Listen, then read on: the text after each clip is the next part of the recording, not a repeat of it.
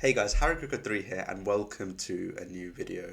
As you can see by the title, today we're going to be doing my 2024-2025 Premier League predictions. As always, going to be ranking from 20th to 1st, putting every team where I think they'll finish, and then at the end of the season we're going to analyse it and see how wrong I am. At the end of the video, I'm also going to be doing awards such as Player of the Season, Young Player of the Season, Top Scorer, Most Assists, Best Signing and loads of other things.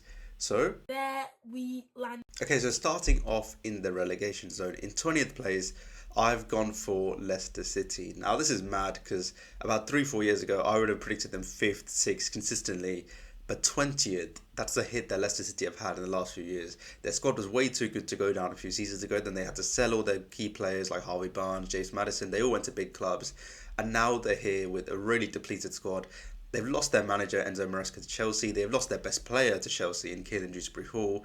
And I just struggle to see where they'll get any goals. And their defence looks shambolic. Now, they have brought in Steve Cooper as Maresca's replacement, and he did well in keeping Nottingham Forest in the league a few seasons ago, but he is a very defensive coach, which I guess will help them in defensive situations, but I don't think their defence is anywhere near good enough to be in Premier League. I struggle to see where the goals come from. They need a lot from Patton Daka, from Steffi Mavdidi, because I don't think a 37-year-old Jamie Vardy is going to keep hitting it.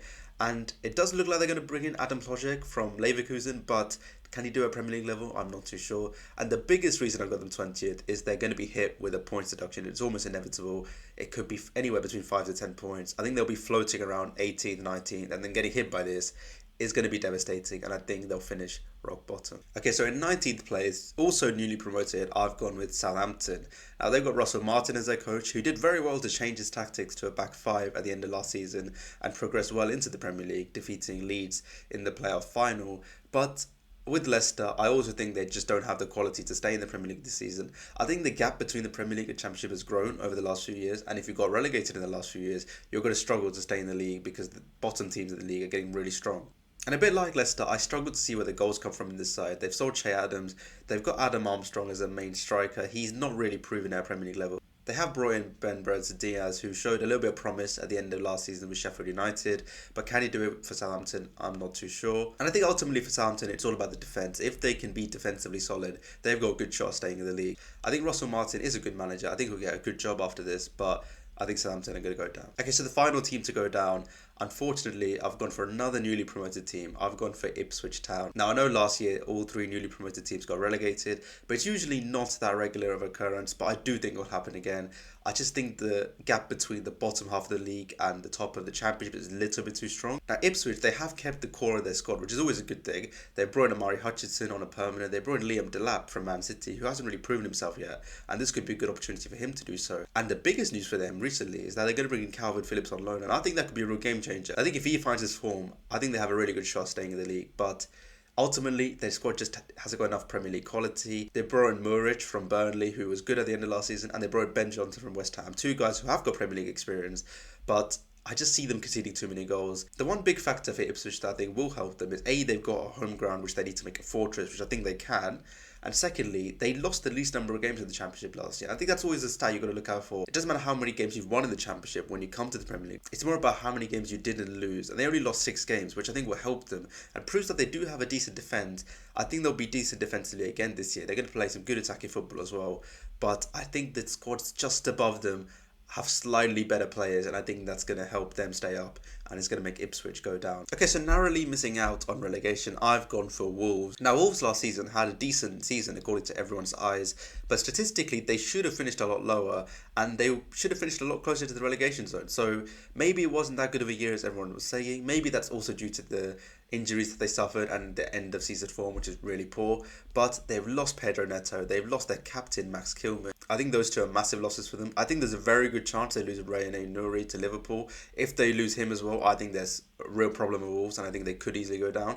But I think there's enough quality in there to keep them up. They've got Mateus Cunha, who was amazing last season, and he's going to be a massive factor in why I think they'll stay up. They've got Hwang Yi-chan, really good forward to have. But the defence just looks so poor this season. And losing Max Kilman means their centre-back roster is basically just Craig Dawson and Totti, which really isn't that good of a defence to finish higher in the Premier League. I still think they've got enough talent and I think they'll just avoid relegation. Okay, so in 16th and 15th place are two London clubs which I worry for this season.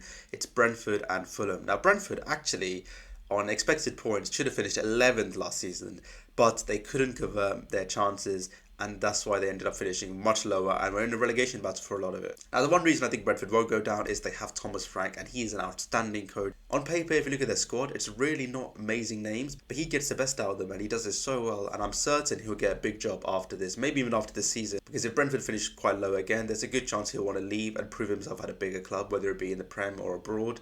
But he is a very talented guy, and I think he'll get the best out of them again. And I think the only reason they won't go down is because they'll create so many chances that someone will eventually score them.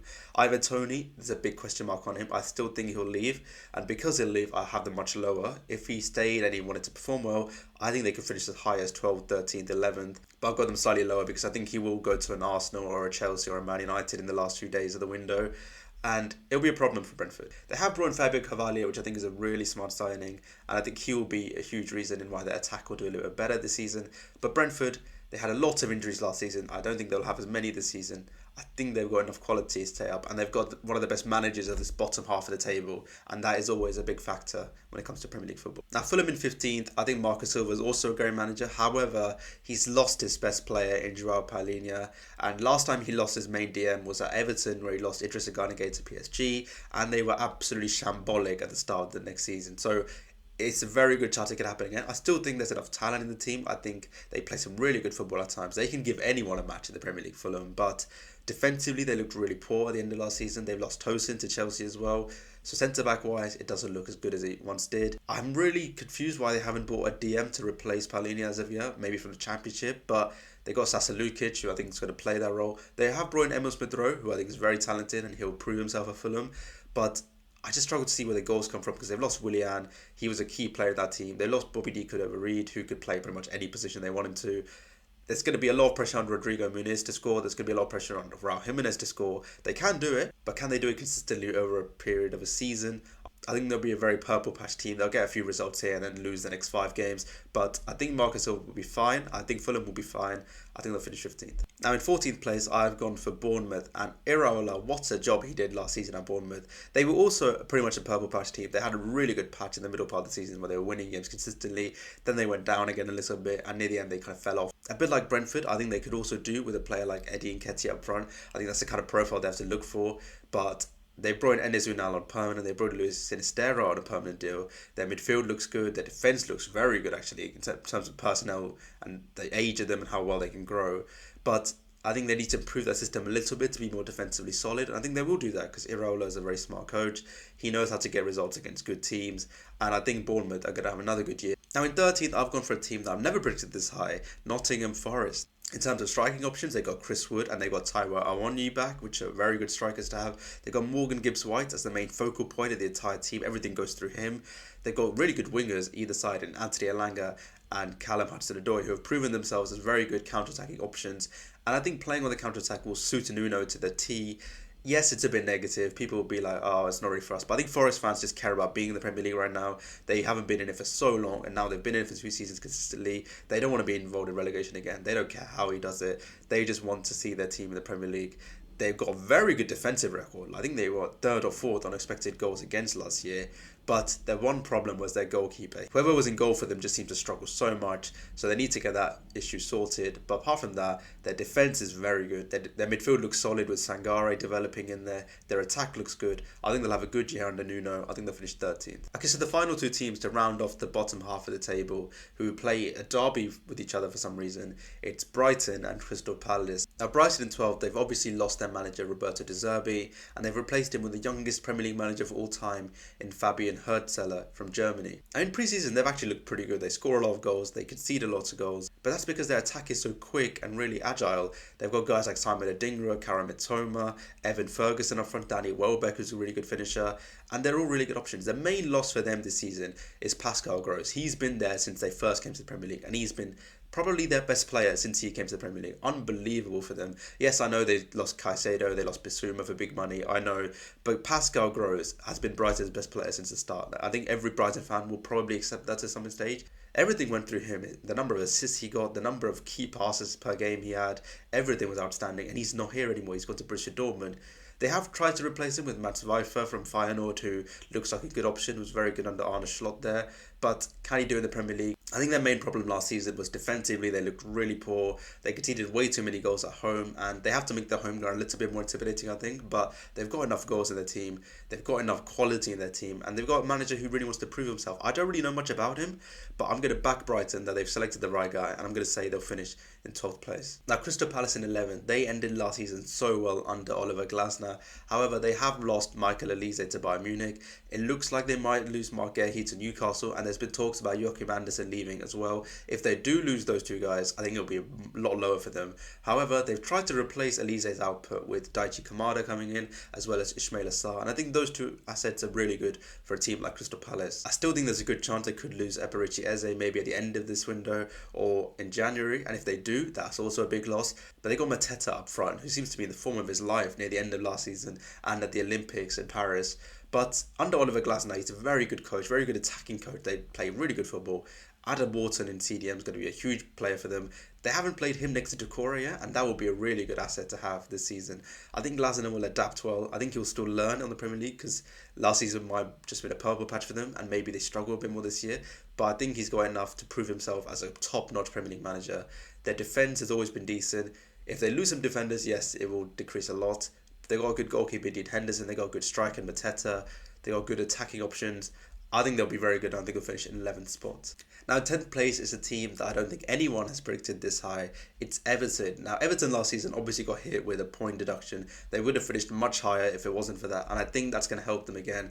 I don't know if they're going to get hit by a point deduction again. They might do, but I think they've managed their transfers very well this summer to kind of avoid that. And the biggest reason I think they'll get 10th and finish quite high compared to what everyone thinks they will is because of Goodison Park. I think Goodison Park this season has to be buoyant because it's one of the oldest grounds in the Premier League. It's very historic for all fans, regardless of where you're from. And the fans of Everton know that, and they're going to make it an absolute fortress this season. My only worry with them is that their striking options aren't that good. I mean, they've had some really good strikers over the years in Lukaku, Nikita Jelavic, Tim Cahill, but now they're stuck with Dominic Calvert-Lewin, who seems to miss his expected goals by like 10 every season, and also Beto, who had a really good purple patch, and that was it, and we haven't really seen him again. I think midfield-wise, they've got very resolute midfield. They've got James Garner, they've got goals in Abdoulaye Decore. They brought in Iliman Ndiaye, who did very well at Sheffield United, but then didn't do well at Marseille last season. And they've brought in Jesper Lindstrom, who's a very promising player. They have let go of Amadou Onana to Aston Villa, which is a big loss, but I think these assets that they brought in will help them a lot. Sean Dyche, great manager, very resolute. They had an amazing defence last season. I think they'll have another good defence this year. If they keep Branthwaite, that's a big plus. Right now they have, but I think there's still a chance he can maybe leave in January or come the end of the window. But with Branthwaite, with Tarkowski, with Pickford, that's a really hard three to get past. If they face a points deduction, they'll probably finish around 14th, 15th, but I think 10th. Okay, so 9th place is the team that everyone will agree has had an amazing summer transfer window. It's West Ham United. Now, they've brought in Max Kilman, Todibo, Wan-Bissaka, Guido Rodriguez, Crescencio Somerville, Nicholas Füllkrug. It's amazing transfers. It really is. They haven't really let go of anyone key. It's just Kehrer and Flynn Downs that they've let go of to generate some funds in. But their attack looks so good. And the main thing is, I think they know they're going to have to let go of Paqueta soon because of the whole scandal that's surrounding him. And they have to replace his output. And they've done that by bringing in all these attackers. And they now have Mohamed Kudus, Jared Bowen, Crescencio Somerville, Nicholas Füllkrug to all replace the output of Paqueta, and I think they could do that really well. It looks like they're going to let go of Kurt Zouma, and with Max Kilman coming in, that's a really smart transfer for them. And under Lopetegui, Max Kilman is very good. And Lopetegui, even though people think he's an attacking coach, he is a little bit too possessive, I think, at times. It works well in Spain. Will it work well here? It didn't go too well at Wolves. I think it will do better at West Ham because he's got slightly better players. And I think they'll be still defensively very resolute, but they've got really good attacking options. Kudus was outstanding last season. Bowen's always outstanding. And Füllkrug could be the striker that they've finally been looking for. He's an outstanding finisher, and having him in the Premier League is going to be a really good watch. And West Ham might have found the perfect man for them. I think they'll have a good season. I think they'll finish in 9th place. Okay, so the top 8, this is where things get a little bit hard. I originally had this team 4th about 24 hours ago. Nothing's changed transfer business-wise, but something just told me that something's going to change with them, and it saddened me to put them this low. I've gone to Newcastle in 8th place. As I said, I had them in the top 4 about 24 hours ago, and not one transfer business changed. It looks like they might still bring in Mark Gahey, which is an outstanding signing if they do. Something's telling me that they're going to sell either Anthony Gordon or Bruno Guimaraes in the next few weeks or in January. And if they do, I think that's a massive blow for Eddie Howe. Now, Eddie Howe's an outstanding coach. There was talks with him and the England job. Will he go to that? I don't think so. They brought in an interim for now. Maybe Eddie Howe's the guy they're going to attack next summer. And maybe Eddie Howe will have a really good season this year to finish off his spell at Newcastle. And if he does, they can get top four. I'm certain about that. However, I just think if they lose a key player in Gordon or Bruno, they're really going to struggle. They've got Alexander Isak, who's outstanding. If they lose him, that's a big blow because he's one of the best strikers in the league, I think. In terms of starting 11, it's probably fifth best in the league, I'd say. With Botman and Gahey at the back would be really good if they get Gahey done. Midfield-wise, it still looks good with Willock, Joelinton, Bruno Guimaraes. They've let go of Elliot Anderson, who played a lot of minutes for them, but they had to do it for money reasons. And they brought in Vlachodimos the other way to kind of sweeten that deal with Nottingham Forest. I don't know how it works, but it's all with financial fair play. And they are strict. And they are sticking to the rules a lot, which is good because they haven't just splashed the cash like Man City did when they first had their rich owners. But I think they might be tempted to let go of Gordon if a bid around 70, 80 million comes from Liverpool because they know that Harvey Barnes can do a very good job on the left wing. I think they'll be tempted by that. But Eddie Howe, great manager. I think they could finish top four, I really do. But because I think they'll lose two players across the season, either this summer or in January, I think they'll take a hit on them and I think they'll finish 8th. They may go on a really beautiful cup run and I hope they do. Okay, so in 7th place in the Europa Conference League spot, again for them, I've gone with Chelsea. Now Chelsea originally I had them 8th. I popped them up once just because I thought, you know what, Enzo Maresca will eventually get them to click. He's got so many players. I don't know what's going on behind the scenes. It seems such a mess. They need to fix their transfer business. This is just embarrassing for them at this point. I don't know what's going on with Conor Gallagher. I feel so bad for him. He was probably one of their best players last season. Then he's been shipped off to Atletico Madrid. Then they said, no, actually come back to Chelsea. It's all such a mess. For someone who's a Cobham graduate, you do not want to be treating him like that. It looks like they're letting go Chalobah, also been treated really horribly. Now the good thing is they've got a lot of transfers in, which means they have so many options that eventually, surely they'll find something to click. I don't know why they sacked Pochettino though, because he was really cooking at the end of last season. And if they kept Poch, I would have had them nailed on for top 4 this season. But they sacked him, they got Maresca in, who is a good coach, he's proven at Leicester. But I think it'll take him a much longer time to do it at Chelsea. They brought in Kieran Dewsbury Hall, who's basically Conor Gallagher 2.0. They brought in Pedro Neto, who's a very talented player, but he's got so many injuries, so I don't really get the logic behind that. They've still got Sterling there, he might leave. They've still got Mudryk, who we all know about Mudryk. They've still got Nicholas Jackson up front, which is a little bit of a worry. It looks like they might get Victor Osimhen. If they do, they could finish a little bit higher. I think they should go for Ivan Toney personally. I really think just popping 25-30 million at Brentford will accept that because they can't afford to lose him for free next summer. They'll accept 25-30 million now. It's a good option to have for Chelsea. He's clearly a very good striker, and Chelsea clearly don't care about all the scandals and stuff, so they could go for him and they can have a very good season with him as their focal point. They just need to find a way to make it all click. I don't think they specifically will. They'll go on a few cup runs, but 7th place I think is the best that Chelsea can go. Okay, so in 6th place, they had an amazing season last year. It's Aston Villa. Now I think the main reason they'll drop off a little bit is because Champions League will hit them deep. I know they played in Europe last season, but Champions League is a totally different game, especially with the added games now with the new system. There's so many more games you've got to play and against harder opposition. And can Villa cope with that? I'm not too sure yet. I see a lot of people having them still in top 4, top 5. I think that's a little bit ambitious for Villa, considering yes, they've developed their squad depth a bit, but can they compete in Champions League and in the league consistently? I don't necessarily think so. According to expected points, they should have finished about 6th or 7th last season, but they managed to get top 4, mainly due to the brilliance of Ollie Watkins. He's proven himself to be an outstanding player in the Premier League. Not just last season, even the past few seasons he's been very good. But last season he was absolutely world class with his goals, his assists. In my opinion, he was probably player of the season, like he deserved player of the season considering how many he did without even taking a single penalty. And he clearly proved how good of a finisher he is with England when he had one chance against Netherlands and managed to score it from the tightest of angles. Now, transfer business wise, they've let go of Douglas Luiz, who was very important for them last season, but they have brought in Amadou Onana from Everton to replace him. They brought in 2 guys from Juventus in Illing Jr. and Enzo Barrenechea, who seem to be promising young players for the future. And they brought in Ian Maatsen from Chelsea, which is a really good purchase at left back. Defensively, they still look good. They're very good at catching teams offside, but I think they need to change that a little bit because I think teams started to catch on to that a little bit at the end of last season. Unai Emery is an outstanding coach. I back them to do decent in Europe while still having some ability in the Premier League. I think that ability will lead them to finish 6th and will get them Europa League. Okay, so in 5th, narrowly missing out on Champions League football, I think will be Manchester United. Now, I had them much lower than this about 24 hours ago, but I changed my mind because I thought, you know what, the transfers they made are good. It will take them time to all click, I think. But I think Ten Hag, the fixtures at the start, they're a little bit challenging, don't get me wrong. But I think he will make them click. Across the season, I still don't think he's that good of a coach. But in terms of cup competitions, he's clearly very talented in beating teams in one-off matches. And that will help them this season as well. But Casemiro hasn't got the legs anymore. They need to find a replacement for him. It looks like they're going to get Manuel Ugarte. If they do, that's a perfect replacement for Casemiro. If they don't, it looks like it's going to be Sander Berge or Sofiane Amrabat, who are clear downgrades on Manuel Ugarte in my opinion. But they've got Bruno Fernandes, one of the best players in the league. They've got Marcus Rashford, who could be one of the best players in the league if he just works on his work ethic and manages to find his shooting form again. They've got promising forwards in Rasmus Højlund, Joshua Zirkzee, and they've got promising wide guys in Garnacho and Amad Diallo. The problem is I don't think their attack is anywhere near the level of the teams above them. I think the defence can be, and I think Ten Hag will make their defence that level with Mazraoui and De Ligt coming in, but I think their attack needs to be improved a lot. I still think they need a wide attacker to come in and really bolster the team because Antony's not good enough.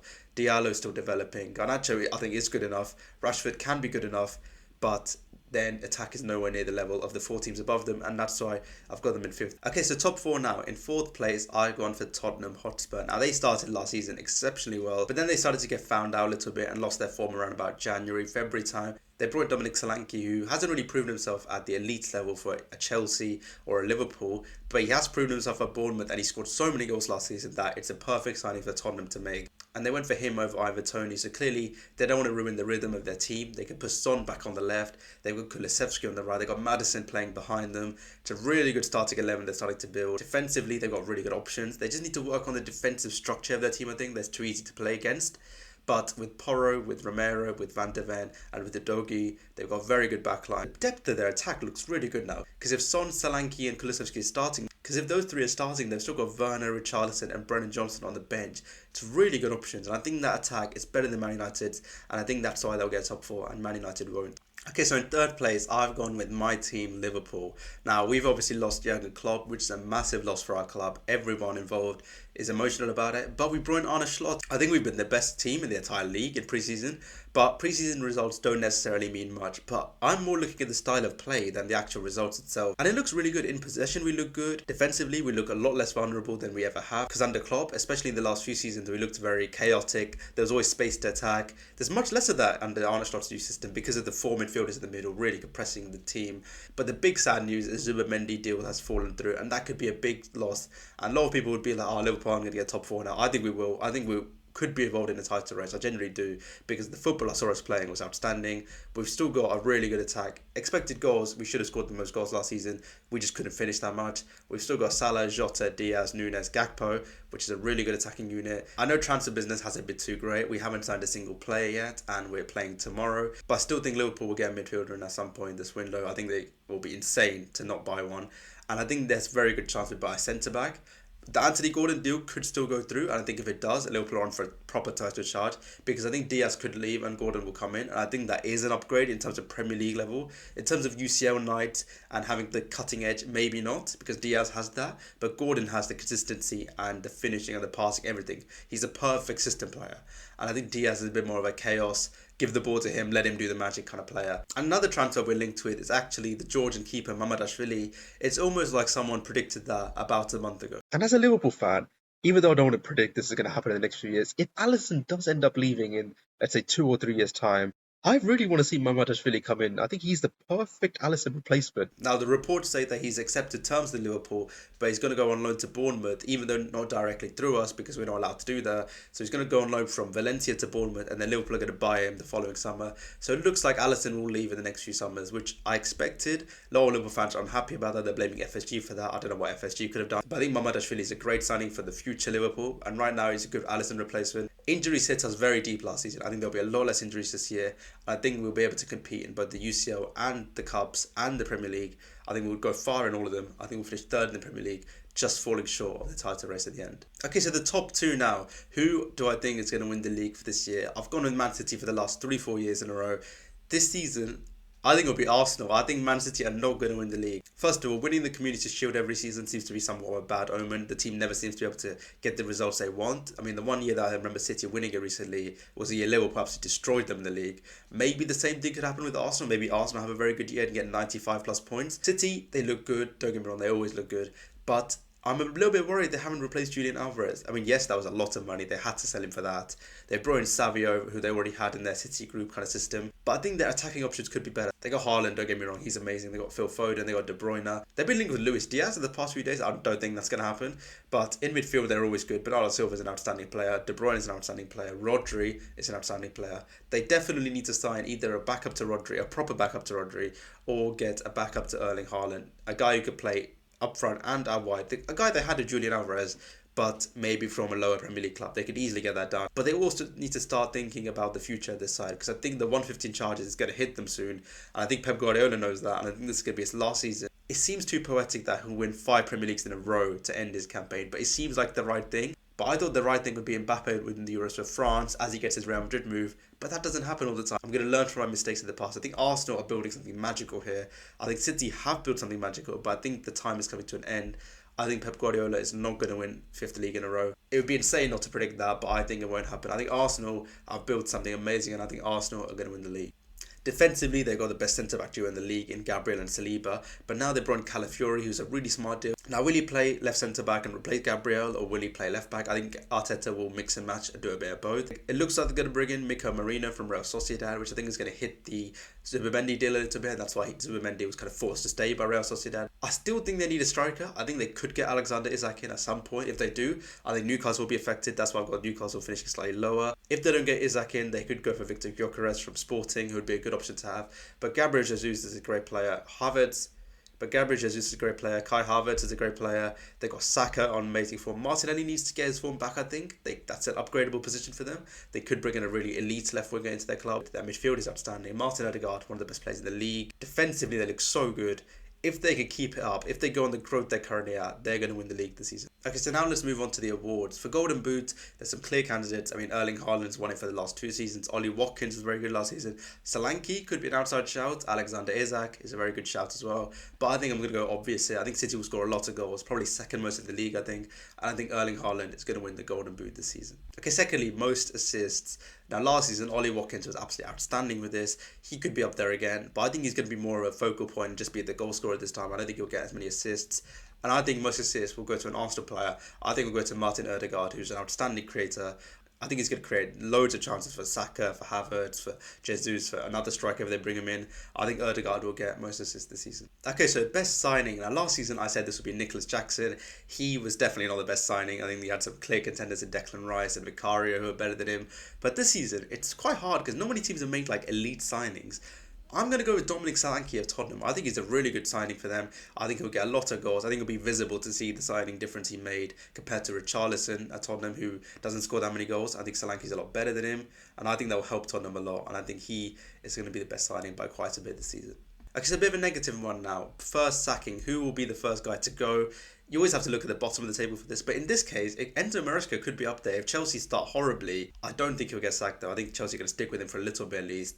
I think the first one to go will be somewhere near the bottom of the table. Marcus Silva could be an outside shout for this if Fulham don't start well. But I'm going to go with Steve Cooper of Leicester. I think he's already pretty much said like it's going to be impossible to keep them up. I think he'll struggle at the start of the season. I think Leicester will find someone who's got a little bit more of a record of keeping teams up. And I think they'll bring him in early as possible and try and keep him up. I still don't think it'll be enough because I think the point deduction will be too much. But I'm going to go with Steve Cooper to be the first sacked manager. Okay, so let's round it off with who I think the players of the season will be. Okay, so starting off with young player of the season, I think Kobbie Mainoo comes to mind, Garnacho comes to mind, players like Cole Palmer, I think is still under 21. Harvey Elliott comes to mind, and I'm actually going to go with Harvey Elliott. I think Liverpool have a great year. I think he's going to be very important to Liverpool this year. He's already proven how good he can be. Kwanzaa is another shout from Liverpool who could get into that category if he's a really high-level defender this season, which I think he can be. But I'm going to go with Harvey Elliott because I think his goals and assists will both improve a lot. I think people are going to see how good he really is. I think Schlotts will use him very effectively. Harvey Elliott for the Young Player of the Season award for me. Okay, finally, player of the season. Now, last year, this was undoubtedly Phil Foden. Everything went through him at Man City. He was the one who carried them to the Premier League title. This season, who's going to carry Arsenal to the Premier League title?